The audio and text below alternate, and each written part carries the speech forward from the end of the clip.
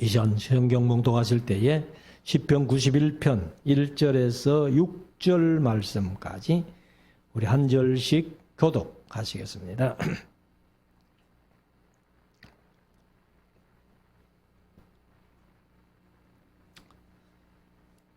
지존자의 은밀한 곳에 거하는 자는 전능하신 자의 그늘 아래 거하리로다. 내가 여호와를 가리켜 말하기를 저는 나의 피난처요 나의 요새요 나의 의뢰하는 하나님이라 하리니 이는 저가 너를 새 사냥꾼의 올무에서와 극한 연병에서 건지실 것임이로다. 저가 너를 그 깃으로 덮으시리니 내가 그 날개 아래 피하리로다. 그의 진실함은 방패와 손방패가 되나니 너는 밤에 놀램과 낮에 흐르는 살과 흑암 중에 행하는 연병과 백주에 황폐케 하는 산을 두려워 아니하리로다. 아멘. 한번 기도하겠습니다. 이제 우리 말씀을 묵상하는 시간인데요. 오늘은 시편 91편, 92편, 93편까지 이렇게 좀 묵상을 하려고 준비를 했습니다. 시간 되는 대로 한번 93편까지 해보려고 합니다. 여기 이제 4권부터는 이 10편, 90편부터 이어지는데 90편에서 지난 수요일 하나님의 사람 모세의 기도에 대해서 잠시 말씀을 드렸고요. 여기 이제 10편 91편은 사실 그 부제목이 없지요. 누가 썼다, 뭐 누구의 기도다 이런 얘기가 없이 그냥 지나갑니다. 근데 앞에서 말한 것과 같은 비슷한 문체로 이렇게 지나가는 것을 볼 때에 아마 이 시의 그 내용들을 쭉 얘기하는 것들을 보니까 뭐 이것도 아마 다윗의 시가 아니냐 이렇게도 한번 짐작을 해볼 수가 있습니다. 아무튼 이제 시편 91편은 뭐 보충 설명이 없지만은 누가 기록했는지는 몰라요.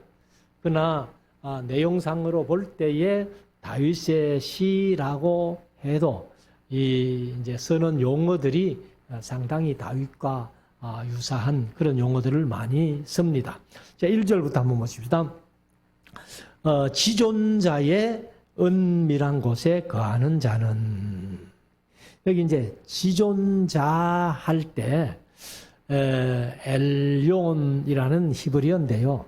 이것이 이제 그 형용사로 쓰여지면은 아주 높은 이런 뜻이고 명사로 이제 쓰여졌는데 지극히 높은 자, 지극히 높은 자, 지극히 높은 자가 하나님밖에 없잖아요. 그래서 지극히 높은 자의 은밀한 곳에 거하는 자는 전능하신 자의 그늘 아래 거하리로다. 뭐 전능하신 자도 하나님이죠. 그래서 하나님의 그늘 아래 거한다. 이렇게 말씀을 하고 있습니다. 2절 내가 여호와를 가리켜 말하기를 저는 나의 피난처시요 나의 요새요 나의 의뢰하는 하나님이라 하리니 이런 얘기를 시편에서 앞에서 많이 얘기를 했잖아요. 누가 했어요? 이런 얘기를 다윗이 했다는 거예요. 하나님 나의 피난처고 나의 요새시고 나의 피할 바위시고 뭐 쭉 이렇게 이제 얘기를 하는데 이 여호와 하나님만이 나의 의뢰하는 하나님이라 그렇게 하리니 3절 이는 그 이유는 제가 너를 새 사냥꾼의 올무에서와 극심한 연병에서 연병은 이제 개혁개정은 전염병으로 그렇게 얘기를 합니다. 그래서 극한 연병에서 건지실 것임이로다. 사실 이제 새를 잡기 위해서 요즘은 모르겠어요. 농촌에서는 덜어 잡는가 그런 건 모르겠는데 시내에서는 뭐 전혀 새 잡는 그런 모습을 볼 수 없죠. 비둘기가 뭐 길에 막 사람 무서워하지 않고 다녀도 아무도 비둘기 잡는 사람도 없죠. 근데 이제 제가 어릴 때만 해도 새를 이렇게 참새 같은 걸 잡아가지고 특별히 이제 크리스마스 전날 이브 날 저녁에 참새를 잡아가지고 그걸 이제 전부 털을 뽑고 이래가지고 새 온밥이라고 하지요. 이 쌀하고 이어가지고 이렇게 백숙처럼 그렇게 끓여 놓으면 아주 맛이 좋습니다. 근데 이게 이제 보통 성경에도 이제 자주 그런 얘기를 합니다만은 새를 잡기 위해 가지고 그물을 이렇게 쳐놔요. 그물을 쳐놓으면 새가 그물인 줄 모르고 푹 들어가다가 그물에 걸려가지고 그렇게 이제 바로 그걸 얘기를 합니다. 그래서 새 사냥꾼의 올무라는 것이 바로 그런 것들을 얘기를 하는데 그런 데서 또 극한 전염병에서 건져주신다. 어떤 사람을? 지존자의 은밀한 그늘 아래 거하는 자. 은밀한 그 곳에 거하는 자. 그래서 여호와를 가리켜서 나의 피난처요, 나의 요새요, 나의 뭐 피할 바위시요 하면서 내가 의뢰하는 하나님이라고 하는 그 사람을 하나님께서 그 올무와 극한 전염병에서도 건져 주신다. 이렇게 말씀을 하고 있습니다. 4절. 저가 누구예요? 그 하나님이죠. 여호와 하나님이니 너를 그 깃으로 덮으시리니 네가 그 날개 아래 피하리로다. 이것이 이제 상당히 어떤 시적인 그런 표현을 하고 있는데 우리가 성경 속에 보면은 하나님께서 암탉이 병아리를 날개 아래 품같이 이렇게 이제 우리 성도들을 하나님의 날개 아래 품어 주신다. 그렇게 표현하는데 바로 이 말씀이죠. 네가 그 날개 아래 피하리로다. 그러면 병아리가 자기 어미 그 날개 속에만 들어가 버리면은 뭐 어떤 것이 와도 두렵지 않죠. 그래서 우리 성도들도 하나님의 날개 아래 피하여 있는 성도들이라면은 아무 두려움도 없고 하나님의 품 속에 이제 있다 하는 그런 뜻을 얘기를 합니다. 그래서 네가 그 날개 아래 피하리로다. 그의 진실함은 그가 누구요? 하나님이죠. 하나님의 진실함은 방패와 손방패가 되나니. 그래서 하나님이 우리의 요새시고 피할 피난처시고 이렇게 뭐 피할 바위시고 쭉 표현하는 그런 표현들이 바로 하나님이 우리를 모든 어떤 어려움 속에서도 이렇게 막아주시는 그 방패와 손방패가 된다. 이렇게 말씀을 합니다. 5절. 너는 밤에 놀램과 여기 이제 개역 개정은 찾아오는 공포와 이렇게 얘기를 했어요. 그리고 낮에 흐르는 쌀과 이 낮에 흐르는 쌀이 뭐냐면은 여기 개역 개정은 날아드는 쌀, 화살을 쐈을 때에 갑자기 우리를 향해서 날아오는 화살, 그것을 화살을 이제 피하게 해주신다는 거죠. 그래서 밤에 놀램과 낮에 흐르는 화살, 살과 흑암 중에 행하는 연병과 연병이 이제 개정은 전염병으로 그렇게 했고 백주에 밝을 때에 황폐케 하는 파멸을 두려워 아니하리로다. 우리가 사실 이 세상 살아가면서 밤에 어떤 그런 공포를 느끼든지 낮에 또 혹시 나를 해야 할 사람이 없을런지 하면서 그렇게 생각하면은 인간이 사실 살 수 없지요. 근데 또 세상이 하도 어지럽고 악하다 보니까 또 그런 공포도 없이 아무런 그런 느낌도 없이 그렇게 살지도 또 못하는 거예요. 그래서 우리가 하나님을 우리의 피난처로 그리고 우리의 요새로 나의 의뢰하는 하나님으로 그렇게 믿고 산다면은 그 하나님이 우리를 언제나 지켜주시고 도와주신다. 7절 천인이 내 곁에서 만인이 내 우편에서. 그럼 이제 천인 하는 것은 1000명의 사람이 내 곁에서 10,000명의 사람이 내 우편에서 엎드러지나 이 재앙이 네게 가까이 못하리로다. 이런 것들은 뭐예요? 연병이 와가지고요. 전염병이 와가지고 사람들이 그냥 막 내 곁에서 사람들이 막 1000명씩 10,000명씩 막 죽어간다는 거예요. 그런데도 불구하고 그 전염병이 하나님이 보호해 주시는 그 사람에게는 가까이 못한다. 그렇게 말씀을 하는 거죠. 8절 오직 너는 목도하리니. 목도한다는 것은 눈으로 똑똑히 본다는 얘기예요. 개혁개정은 똑똑히 보리니 악인의 보응이 네게 보이리로다. 그러니까 이제 우리가 의롭게 하나님의 믿는 믿음 안에서 살아갈 때에는 악인들이 항상 우리를 괴롭히잖아요. 힘들게 하고. 그렇지만은 하나님께서 그 악인들이 보응받는 망하는 것을 네 두 눈으로 똑똑히 보게 될 거야. 이렇게 말씀을 합니다.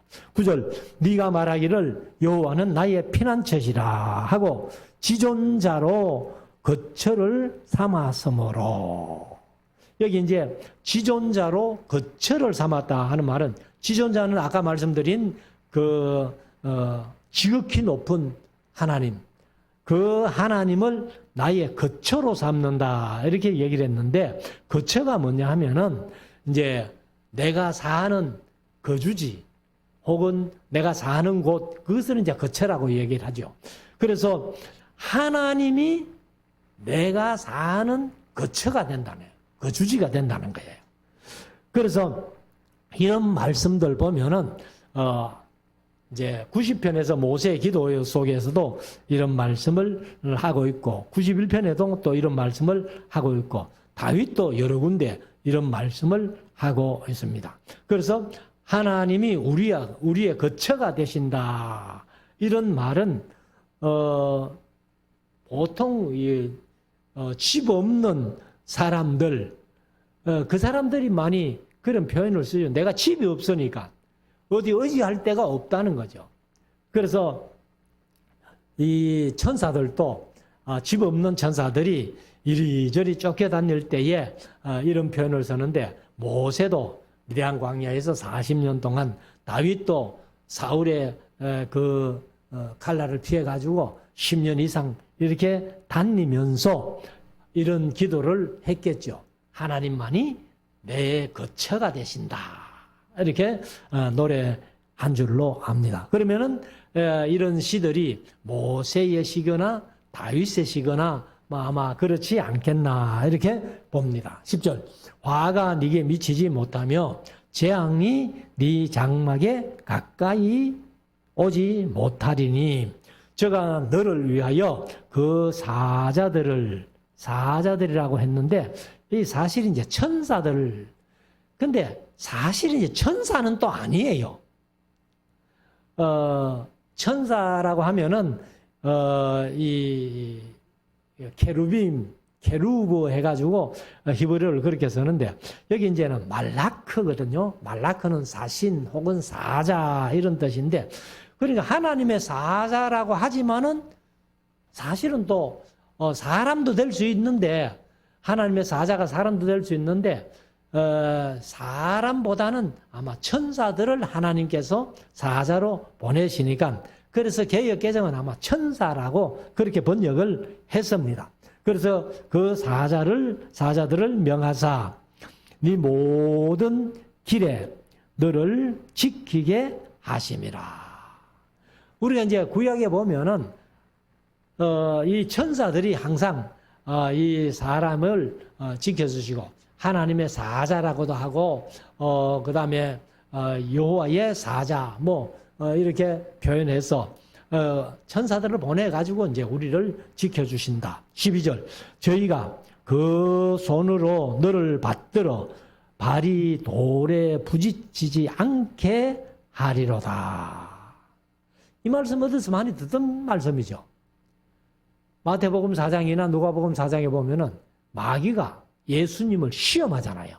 시험할 때에 예수님을 성경 꼭대기에 올라가서 네가 여기서 한번 뛰어내려 봐라. 그러죠. 뛰어내려 봐라 해놓고 이 말씀을 인용한 거예요. 마귀가. 그래서 그 손으로 너를 붙들어 발이 돌에 부딪히지 않게 하리로다. 이렇게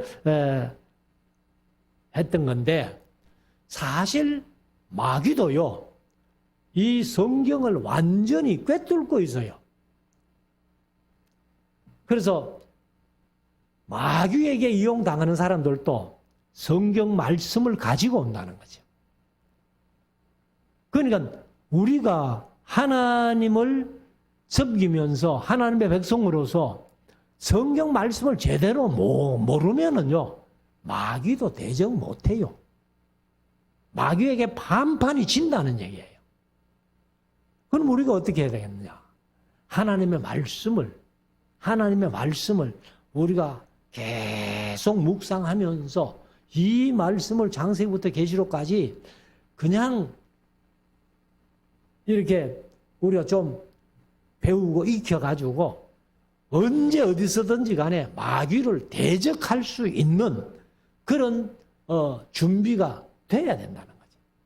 그러니까 마귀들이 이렇게 하나님의 말씀을 들고 온다는 사실을 우리가 분명히 알아야 됩니다. 그래서 예수님의 말씀 속에 너희가 내 말에 거하면 진리를 알지니 진리가 너희를 자유케 하리라. 이런 말씀을 요한복음에서 하고 있잖아요. 그러니까 진리를 알면은 그 진리가 너희를 자유케 한다. 이렇게 예수님께서 말씀을 하셨습니다. 그렇기 때문에 우리가 진리를 알아야 된다는 거예요. 진리가 뭐예요? 진리가 하나님의 말씀이에요. 제가 기도하면서 말씀드렸습니다만은 우리가 사실요, 성령 충만, 계속 성령 충만 얘기를 하는데, 오늘날 많은 목사님들, 많은 성도들이 성령 충만은 방언만 하면 성령 충만인 줄 알아요. 성령 충만은요, 말씀 충만이 곧 성령 충만이라고 말씀했어요. 그 미국의 유명한 무디가 한 얘기입니다. 그래서 우리가 항상 이 어느 길을 가든지 간에 우리 발이 이렇게 돌에 부딪혀 가지고 실족하거나 넘어지지 않게 보호해 주신다는 이런 귀한 말씀이 바로 이 말씀입니다.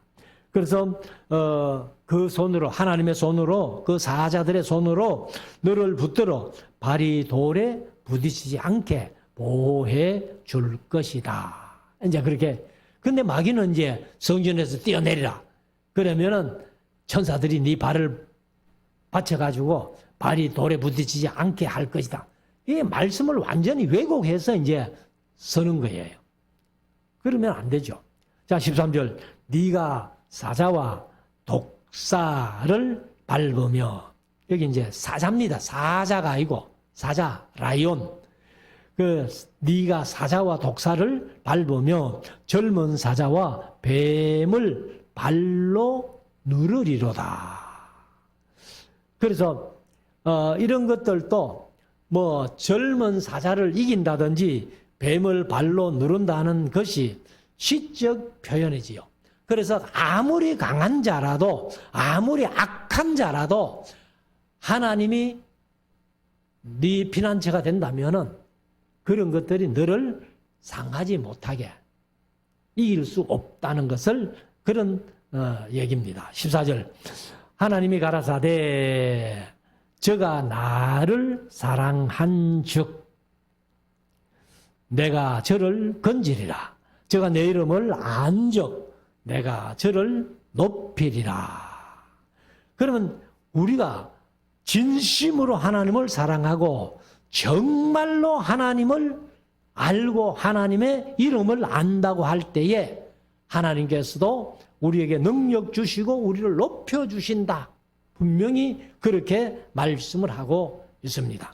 그래서 15절 저가 내게 간구하리니 내가 저를 건져주고 저를 높여주는 그 사람이 하나님께 간구하리니 내가 응답하리라.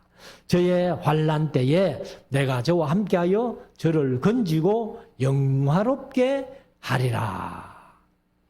참 우리가 하나님의 이런 은혜 속에 산다면 얼마나 복된 사람이겠습니까? 자, 16절 내가 장수함으로 저를 만족해 하며 나의 구원으로 보이리라 하시도다. 그래서 우리가 지존자의 은밀한 곳에 거하는 자, 그분이 바로 나의 피난처고 나의 요새고 나의 의뢰하는 하나님이라고 고백하는 그 사람들을 하나님께서 이렇게 지켜주시고 보호해 주실 뿐만 아니라 장수의 복도 허락해 주시고 저를 만족해 하며 나의 구원으로 그에게 보여주시겠다. 이렇게 말씀을 하고 있습니다. 그 다음에 이제 92편 또 누가 썼는지 모르지만은 안식일의 찬송시 이렇게 얘기를 했습니다. 그래서 1절부터 이제 3절까지가 한 절로 이렇게 되어 있죠. 지존자의 시편검과 비파와 수금의 정숙한 소리로. 그래 이제 여기 시편검 하면은 아마 줄이 10개인 현악기를 얘기를 하겠죠. 그 다음에 이제 비파와 수금의 정숙한 소리 했는데 정숙한 소리가 뭐냐 하면은 히브리어로 히카욘이라는 그런 표현입니다. 그래서 그 뜻은 울려 퍼지는 소리, 그러니까 메아리처럼 이렇게 나는 그런 소리 혹은 선율, 그 다음에 이제 속삭이거나 명상, 묵상하는 그런 것을 이제 히카욘이라고 그렇게 표현을 합니다. 그래서 이제 시편에는 아마 그 히카욘이 92편의 본문 속에 이렇게 표현되어 있는 것도 있고 또 이 부제목으로 히카욘이라고 쓴 데도 있습니다. 그런데 이것을 이제 학자들에 따라 가지고 조금 달리 그렇게 표현하는 사람도 있습니다만은 아마 셀라, 우리가 이제 시편 속에 셀라가 많이 나오잖아요. 셀라와 병기된 음악 기호다 이렇게 얘기를 했고 또 어떤 사람은 정숙한 소리 혹은 신묘한 음악으로 그렇게 표현한 사람들도 있습니다. 아무튼 이 히카욘이라는 말은 어떤 울림이 있는 그런 소리를 이제 히카욘이라 그렇게 했는데, 그래서 이 비파와 수금의 정숙한 소리를 이제 히카욘이라고 히브리어는 그렇게 표현했다. 그래서 여호와께 감사하며 주의 이름을 찬양하며 아침에 주의 인자하심을 나타내며 밤마다 주의 성실을 베풀미 좋으니이다. 그래서 여기 이제 말씀대로 우리가 모든 것을 다 동원해 가지고 이제 히카욘, 아주 울림이 있는 그런 소리로 하나님 앞에 찬양하고 감사하고, 그리고 아침에 주의 인자하심을 나타내며 밤마다 이렇게 잠자리에 누우면서 오늘 하루도 주의 성실하심이 나를 지켜주셨다, 이렇게 고백하는 것이 좋다는 거죠. 그래서 4절에 여호와여 주의 행사로 나를 기쁘게 하셨으니 주의 손의 행사를 인하여 내가 높이 부르리이다. 그러니까 주의 행사로 하는 것은 이제 개정은 주께서 행하신 일로 이렇게 주께서 행하시는 모든 일을 통해 가지고 나를 기쁘게 했다는 거예요. 그래서 아침에는 주의 인자하심, 그 다음에 저녁에는 주의 성실하심을 베풀미 좋은데 우리가 아침에 일어나서 밤새도록 잠 잘 자게 했음을 하나님 앞에 감사하면서 또 하루를 살고 나서 주님께서 성실하게 내게 베풀어 주시는 은혜를 생각하면서 이렇게 하나님이 행하시는 일들로 인해 가지고 내가 기쁘게 하셨다. 나를 기쁘게 하셨다는 거죠. 그래서 주의 손의 행사를 인하여 내가 높이 찬송하며 부르리이다. 이게 이제 히카이온 하겠다는 거죠. 울림의 소리를 통해 가지고 하나님을 찬양하겠다. 5절 여호와여 주의 행사가 어찌 그리 크신지요 주의 생각이 심히 깊으시니이다. 우준한은 이제 개정은 어리석은 이렇게 했는데 우준한 자는 알지 못하며 무지한 자도 이를 깨닫지 못하나이다. 그러니까 우둔한 자의 그 대명사가 뭐냐 하면은 하나님이 없다 하는 자. 그게 어리석은 자예요. 시편에서 그런 말씀하죠. 어리석은 자는 하나님이 없다 하는도다. 그러니까 그런 사람들은 그런 하나님의 인자하심이나 하나님의 성실하심을 전혀 깨닫지 못한다는 거죠. 7절 악인은 풀같이 생장하고 이제 생장한다는 말은 점점 자란다 그 말이죠. 죄악을 행하는 자는 다 흥왕할지라도 영원히 멸망하리로다. 악인은 풀같이 이렇게 자라지만은 또 죄악을 행하는 자도 다 잘 되는 것 같이 흥한 것 같지만은 결국은 영원히 멸망한다. 그건 뭐예요? 영원히 고통받는 지옥으로 간다는 거죠. 그게 영원한 멸망이죠.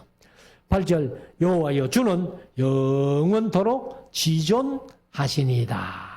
아주 최고로 높으신 그런 것을 지존이라고 얘기를 하는데 9절 여호와여 주의 원수 곧 주의 원수가 패망하리니 죄악을 행하는 자는 다 흩어지리로다.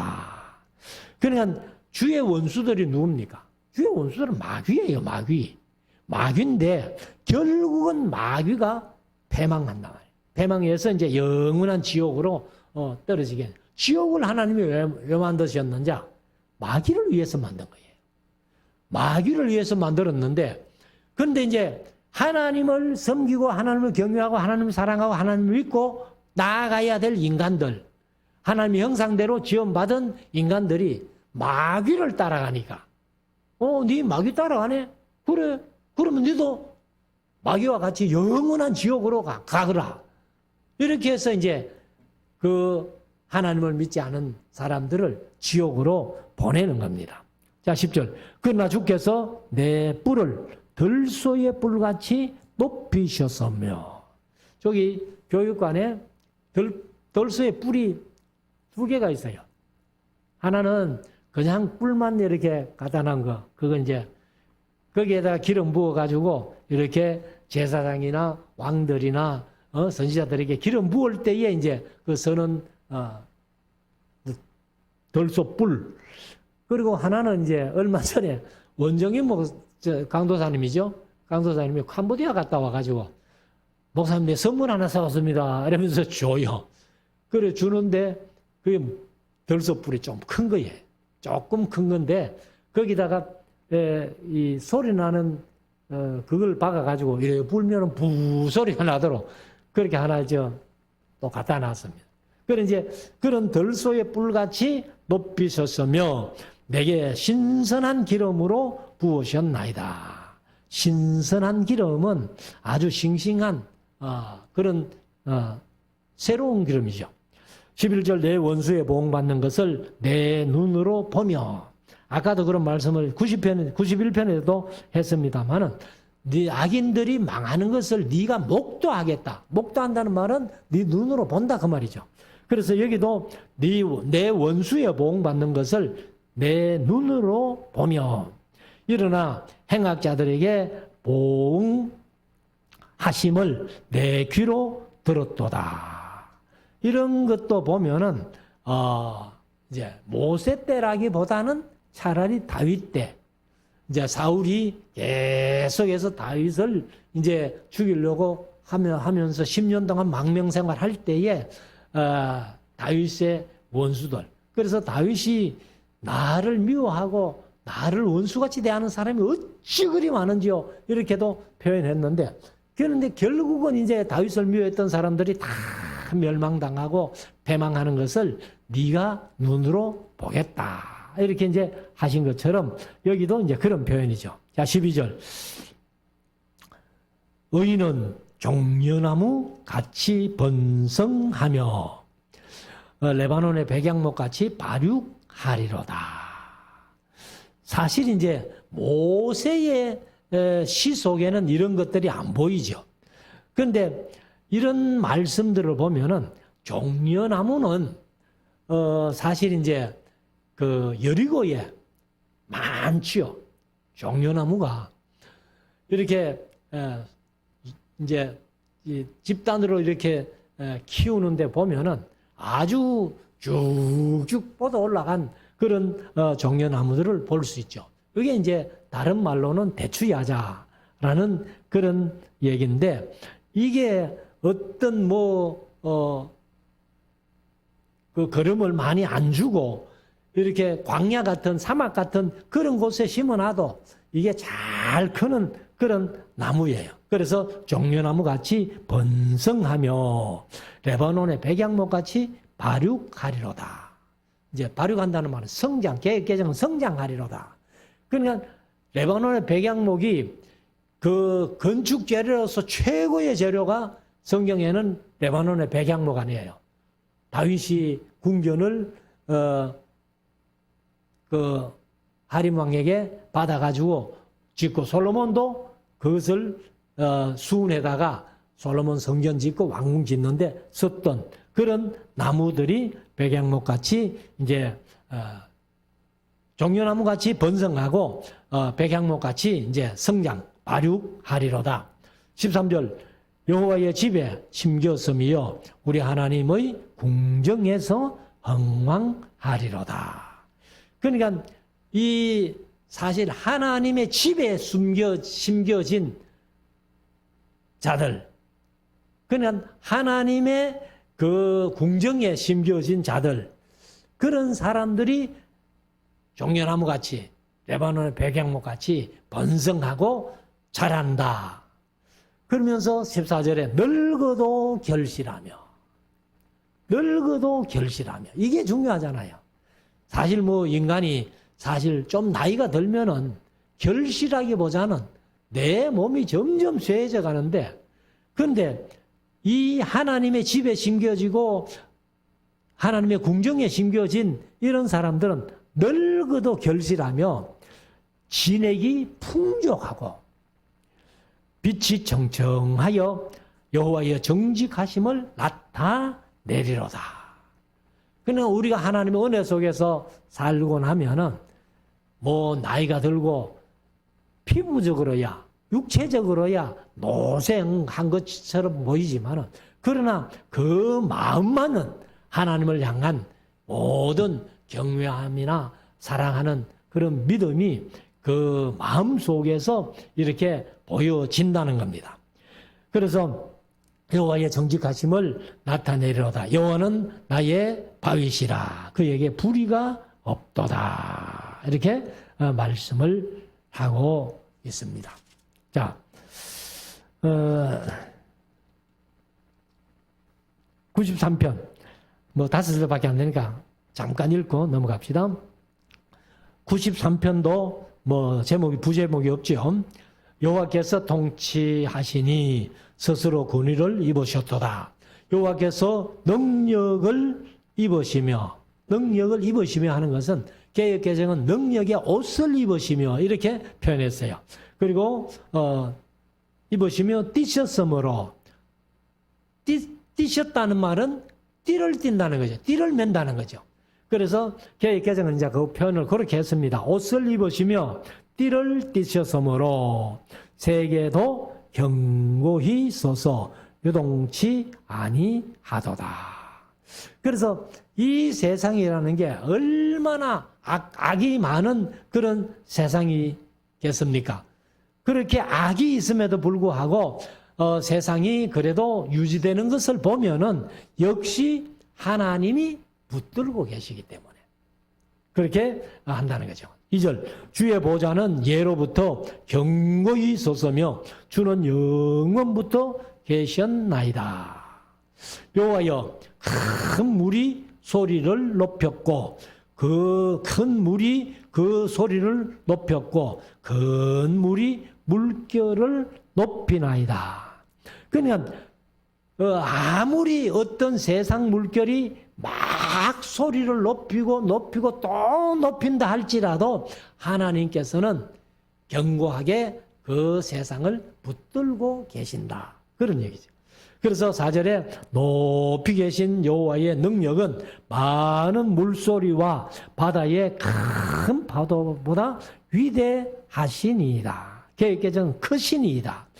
그러니까 인간들이 아무리 떠들고 아무리 하나님을 대적하고 그렇게 했지만 역시 하나님께서 잠잠하게 하신다는 거예요. 그래서 예수님도 갈릴리에 풍랑이 일어가지고 배가 뒤집어질 정도로 되니까 바람과 바다를 꾸짖으시면서 잠잠하라, 잔잔하라 하시니까 바람과 바다가 잔잔해졌던. 그래서 이런 하나님의 능력, 세상에 다른 것은 그렇게 할 수 없죠. 하나님만이 하실 수 있는 그런 능력이 아주 크고 위대하다는 거죠. 5절 여호와여 주의 증거하심이 확실하고 거룩함이 주의 집에 합당하여 영구하리이다.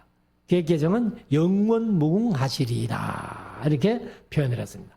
그래서 사람들이 악을 가지고 하나님의 그 지으신 세상을 뒤집어 보려고 아무리 노력을 한다 해도 세상은 뒤집어지지 않습니다. 인간들이 나타나가지고 이 세상을 정복하겠다, 지배하겠다 하고 그렇게 많이 애를 썼지만은 결국은 인간들이 다 망하고 세계는 그냥 그대로 유지되어 있는 겁니다. 이것이 하나님의 능력이죠. 그래서 5절 말씀 다시 읽으면은 여호와여 주의 증거하심이 확실하고 거룩함이 주의 집에 합당하여 영구하리이다. 하나님께서 정하신 날까지는 인간들이 아무리 까불고 떠들어도 하나님의 날 그때까지는 세상이 있습니다. 결국은 이제 요한계시록 가가지고 하나님께서 이 세상을 이제 진멸하실 날이 온다는 거죠. 그러면 그 날이 우리가 말세, 예수님이 재림하신 날이고 또 예수님이 재림하심으로 말미암아 우리가 호련히 변화받고 죽은 자들은 부활해가지고 영원한 천국으로 가게 된다는 거죠. 그러니까 우리에게는 그런 소망이 있다는 거예요. 그러나 악인들은 영원한 지옥으로 가서 영원히 고통받는 그것이 기다리고 있다는 겁니다. 그래서 우리가 마지막에 우리가 천국 가는 그때에 악인들은 지옥 가는 것을 우리 눈으로 보게 될 겁니다. 그래서 우리가 이 세상 살아가면서 여간 힘들고 어렵다 할지라도 우리가 신앙으로 나아갈 때에는 우리가 영원한 천국을 갈 수 있고 우리의 눈으로 악인들이 지옥으로 가는 모습을 볼 수 있게 될 것이다 하는 것을 마음속에 새겨서 우리가 항상 우리가 늘 주일날마다 암송하는 쉐마 너는 마음을 다하고 성품을 다하고 힘을 다하여 내 하나님 여호와를 사랑하라 하는 이 마음을 끝까지 붙들고 승리하는 우리 모두가 될 수 있기를 주의 이름으로 축원합니다. 기도드리겠습니다.